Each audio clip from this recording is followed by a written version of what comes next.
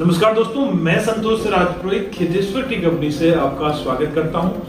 दोस्तों, कई बार हमें ये कमेंट फोन करके और कई बार ये पूछते हैं कि ट्रांसपोर्ट में तो आप माल भेजते हो, ये बात मान ली, लेकिन ट्रांसपोर्ट का भाड़ा कितना लगेगा, ट्रांसपोर्ट का माल हम कैसे पता कर सकते हैं कि माल कहाँ पे है, किस तरह से है।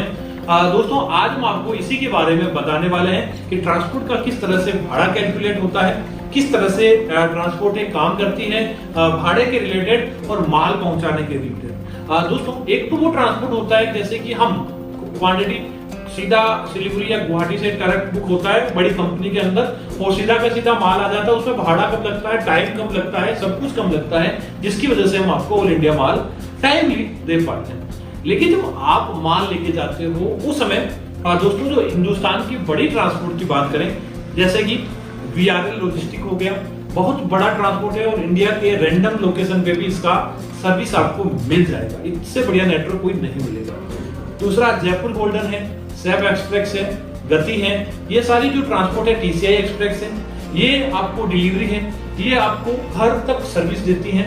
लेकिन इनका कॉस्ट महंगा पड़ जाता है जब आप घर माल मंगाने के लिए लेके आते हैं, क्योंकि पार्सल इस पे पर्सनली एक आदमी आएगा और वह अपनी गाड़ी लेके आएगा, तो उसका पोस्टिंग, उसकी सैलरी वगैरह सारा जुड़ जाता है, इसकी वजह से महंगा पड़ जाता है। एक होता है ट्रांसपोर्ट का गोडाउन डिलीवरी। जैसे आपने हमारे यहाँ से, जैसे जोधपुर से आपने माल मंगाया मुंबई के, तो मुंबई के अंदर जो ट्रांसपोर्ट कंपनी का जो गोडाउन है, वहां से आप उस माल को कलेक्ट कर लेते हैं, तो आपको वो माल सस्ता पड़ता है। लेकिन आप चाहते हैं कि आपके घर बैठे आपके घर माल है, तो जितना भाड़ा जोधपुर से मुंबई आने में नहीं लगा, उससे कई गुना भाड़ा मुंबई ऑफिस से लेके आपके घर तक आने में लग सकता है। इसलिए समझदारी यही है कि ट्रांसपोर्ट के गोडाउन से आप माल उठा लें, आपको सस्ता पड़ेगा। अब बात करते हैं ट्रांसपोर्ट के अंदर खर्चे कितने लगते हैं। तो ये कैमरे को नजदीक करके आप देख सकते हैं, जैसे कि ये बिल्टी बनती है ट्रांसपोर्ट की ये बिल्टी बनेगी, तब आप देख सके ये 75 किलो इन्होंने माल लिया है, तो ये ट्रांसपोर्ट का भाड़ा लगा है। लेकिन दोस्तों, भाड़ा लगने के अलावा ये जो चीज होती है, ये भाड़ा हो गया इसका 175 को कैलकुलेट करने के बाद।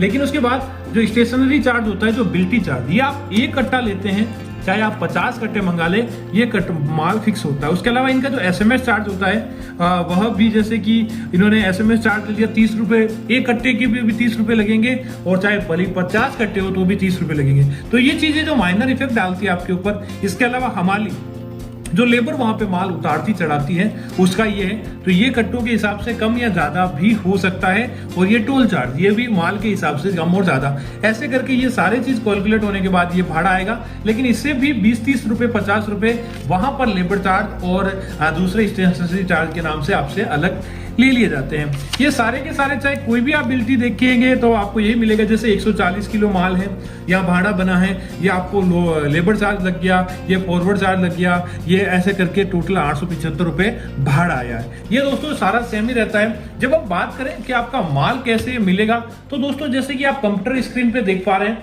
आपने जैसे सर्च करना है, जैसे VRL का पर्ची है तो VRL हमने लिख दिया।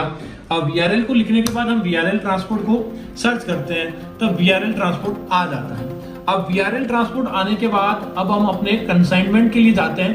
तो दोस्तों, ये ट्रेक कंसाइनमेंट लिखा हुआ रहता है, आपको इसको ओके करना है। इसको ओके करने के बाद जब आप जाएंगे कंसाइनमेंट को ट्रेक करने के लिए, तो दोस्तों यहाँ पर जो कंसाइनमेंट नंबर जो मांगता है, वो देखिए इधर आपको जो बिल्टी रहती है, बिल्टी के अंदर इस तरह का लंबा लाइनिंग वाला अक्षर होगा, ये हमेशा कंसाइनमेंट नंबर रहता है। तो जैसे कि ये आप देख पा रहे हैं, इसको हम डालते हैं 106, उसके बाद 46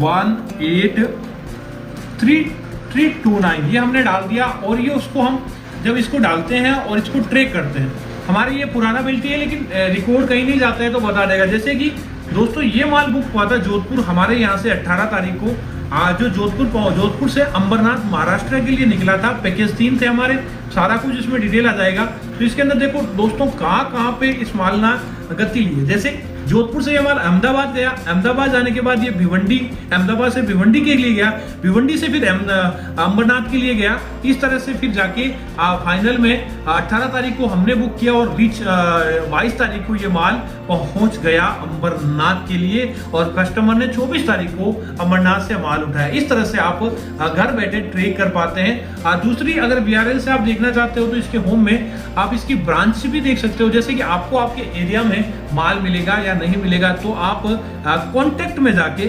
ब्रांच लिस्ट के अंदर जाके आप अपने हिसाब से अपने ब्रांच को देख पाओगे। जैसे कि आपको अपना स्टेट चुनना होगा, आपका अपना स्टेट चुन लिया, जैसे कि आप चुनते हैं झारखंड आपने चुन लिया और आपको देखना है कि झारखंड में वीआरएल का कहां पर सर्विस है। तो आप जैसे जमशेदपुर झारखंड के अंदर है, ये जमशेदपुर डाला तो जमशेदपुर का सर्विस इनके पास है। जैसे बोकारो है, अब हम देखते हैं कि बोकारो के अंदर सर्विस है या नहीं है। तो ये देखो, ये बोकारो आ जाएगा कि बोकारो के अंदर भी इसका सर्विस है। ये देख के सर्च करके आप सर्च कर सकते हो, तो आपको कंप्लीट ब्रांच का एड्रेस बता दिया जाएगा कि ये आपका ब्रांच है, बुकिंग भी है, डिलीवरी है। तो इस तरह से ट्रांसपोर्ट काम करती है। तो दोस्तों, ये तो था देखने का तरीका। अब आपने जैसे हमारे इस तरीकों को देख लिया कि किस तरह से ब्रांचें ये ट्रांसपोर्ट काम करती है, भाड़ा काम करता है। अब बात करें भाड़े की कि भाड़े में वेरिएशन कैसे आएगा। तो भाड़े में जो बिल्टी होती है उसके अंदर वेरिएशन आपको ये देखने को मिल जाएगा कि आपका डिस्टेंस कितना है। डिस्टेंस के हिसाब से, किलोमीटर के हिसाब से मिनिमम अमाउंट तय होता है। उसके बाद माल ट्रांजिट कितनी जगह होता है। जैसे कि आपने माल, समझ लीजिए कि हिंदुस्तान के अंतिम कोने कन्याकुमारी में माल मंगाया। अब आपका एक तरफ तो आपका माल है नहीं, आपका माल कम है, तो आप क्या होगा, जैसे हमने जोधपुर से भेजा तो जोधपुर से सबसे पहले जितना लंबा माल जा सकता है, जैसे कि माल जाएगा बेंगलोर, बेंगलोर के लिए माल चला जाएगा। फिर बेंगलोर के से माल सीधा जो तमिलनाडु का सबसे बड़ा शहर है चेन्नई, तो चेन्नई के लिए ये माल चला जाएगा, क्योंकि वहां से डेली गाड़ी, जहां से जितनी गाड़ी उस स्टेट के नियर बाई स्टेशन पे बनेगी वो माल उसमें लोड हो जाएगा। फिर वहां से आपके जो, क्योंकि वहां पे भी छोटे छोटे स्टेशन पे माल जाता रहता है, तो वहां से छोटा डिस्टेंस है, तो वहां से वो आपके जो आपका तहसील है, जैसे कन्याकुमारी है तो तमिलनाडु से अपने चेन्नई से फिर कन्याकुमारी भेजा जाएगा। इस तरह से इनका सिस्टम चलता है। ट्रांजिट से ट्रांजिट होता रहता है। गुजरात में ज्यादातर ट्रांजिट अहमदाबाद से और सूरत से होता है, अगर आपको माल चाहिए तो दोस्तों यह था ट्रांसपोर्ट की कॉस्टिंग के बारे में, ट्रांसपोर्ट डिलीवरी कैसे करती है इसके बारे में, बिल्टी का चार्ज कैसे लगता है और आप अपने माल को ट्रेक कैसे कर पाते हैं। उम्मीद है ये वीडियो आपको अच्छा लगा होगा। Thank you.